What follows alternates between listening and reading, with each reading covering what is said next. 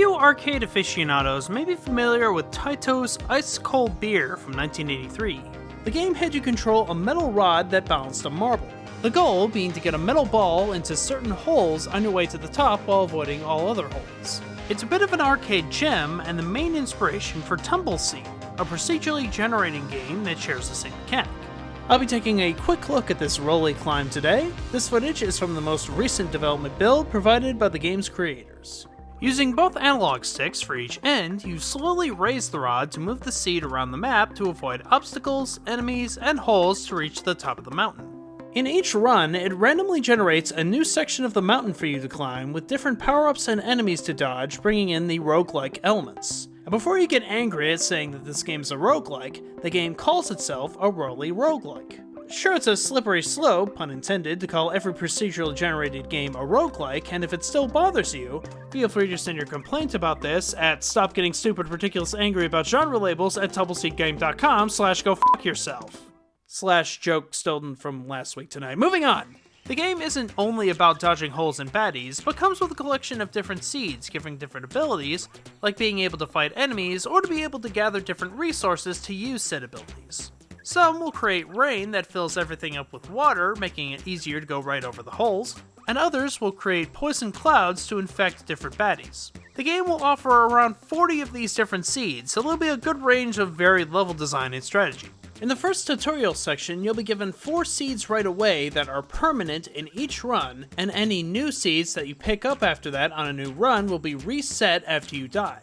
Having these different new powers that you can find keeps fresh runs unique, and keeping these 4 main seeds doesn't make each new run feel hopeless. The game will also have access to shortcuts to get you later in the game, which you can accomplish by beating mini missions for each section.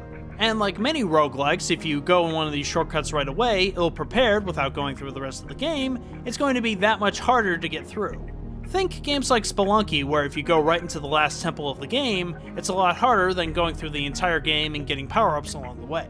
It's also going to have nifty features like online leaderboards for different runs, and again, like Spelunky, will have a daily challenge for everybody to compete and to have your high score appear online. It's always a really nice feature of roguelikes, and thankfully it works well in this early build.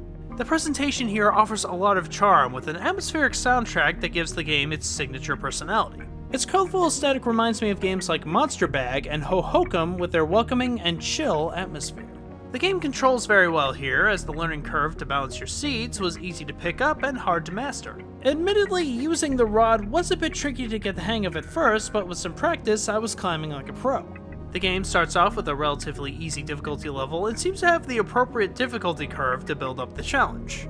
It's expected to be released this spring on the PlayStation 4, Windows and Mac through Steam, and recently announced on the Nintendo Switch.